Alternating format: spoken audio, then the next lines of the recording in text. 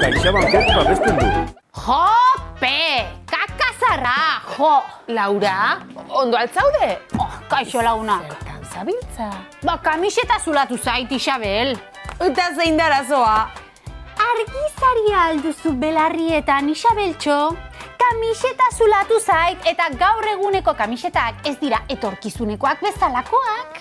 Ez? Eta nolakoak dira etorkizuneko kamisetak, Lauratxo? Etorkizuneko kamisetak bakarrik konpontzen dira.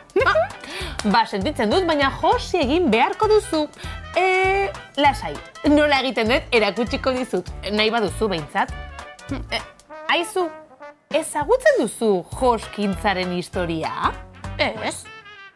Kontatu egingo dizut? Bale. Venga, ondo entzun, eta zuek ere lagunok. Lauratxo, noiz uste duzu hasi zela gizakia arropa erabiltzen? Gizakiaren lehen arropa animalien larrua izan zen, ezta? Zuzen zabiltza, bai horixe. Orain dela 170.000 urte izan zela uste da.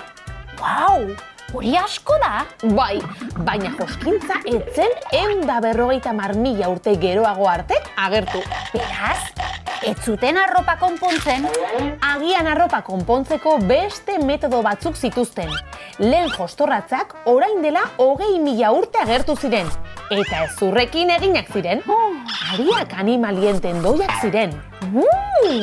Ezur eta tendoiekin jostea garatuz joan zen. Eta gaur egun ezagutzen ditugun orratzak eta ariak agertu ziren. Josteko makina agertu arte, horiek ziren arropak sortzeko edo konpontzeko zeuden tresna bakarrak. Ze urtetan asmatu zen josteko makina? Josteko makinaren aitzindaria 18. mendearen 2. erdian agertu zen. Larrua zuratzen zuen makina bat. 1830ean Bartelemi Timoniarrek asmatu zuen lehen josteko makina. Eta sekulako aurrerapena izan zen, ezta? Bai, denbora asko aurrezten zuen. Eta bai arropa eta bai zapatak sortzeko prozesuak azkartu zituen. Isabel, zuk ere hau makinarekin josiko duzu? Etxean ez daukagu josteko makinarik, orratzarekin eta ariarekin josten erakutsiko dizut. Eskuz.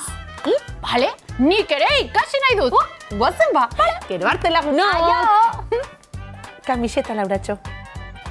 Ez ahaztu. Ez dut ahaztu. Zure arropa josiko dugu lehenik, bada espada, nire apurtu ez dadin. Aio, Laurak! Goazen, Isabel?